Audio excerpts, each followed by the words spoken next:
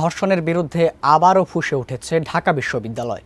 রাতে রাজু ভাস্কর্যের সামনে এক বিক্ষোভ মিছিল থেকে ধর্ষণ বিরোধী মঞ্চ ঘোষণা করছে তারা। বিশেষ ট্রাইব্যুনাল গঠনের মাধ্যমে ২৪ ঘন্টার মধ্যে শিশু আসিয়ার ধর্ষকদের গ্রেপ্তার এবং বিচারের দাবি জানিয়েছে তারা।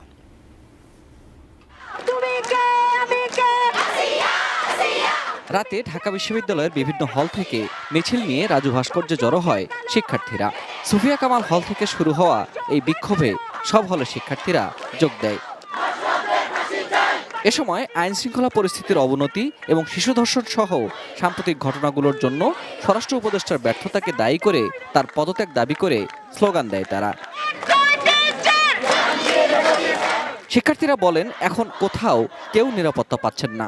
শিশু ও নারীরা হচ্ছেন নানা অপরাধের শিকার। এর দায় সরকারকে নিতে হবে। স্বাস্থ্যকর অল টাইম ফ্যামিলি কেক, সব সময় অল টাইম হেলদি লাইফ। যারা হচ্ছে ছাত্র জনতার ম্যান্ডেট নিয়ে সরকার ক্ষমতায় বসছে, সেই ক্ষমতায় বসায়ও কেন আমরা আমাদের দাবি রাস্তায় নেমে আদায় করতে হয়? আমাদের যে স্বরাষ্ট্র উপদেষ্টা যিনি উনি এটাতে ব্যর্থ।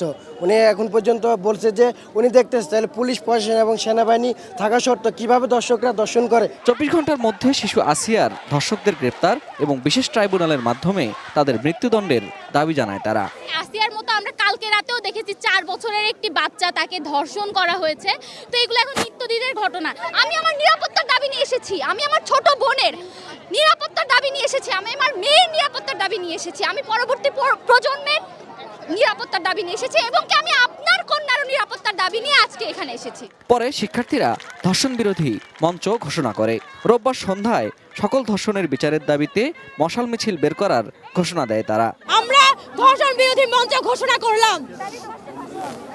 আগামীকালকে সন্ধ্যা 7:30টায় আসিয়ার ধর্ষকদের ফাঁসির দাবিতে এবং বিশেষ ট্রাইব্যুনাল গঠন করে প্রত্যেকটা ধর্ষণের বিচারের দাবিতে আমরা পুনরায় একই দাবিতে রাতে বিক্ষোভে নামেন জাহাঙ্গীরনগর ও রাজশাহী বিশ্ববিদ্যালয়ের শিক্ষার্থীরাও। Ferdous Rahman, ATN news, Dhaka.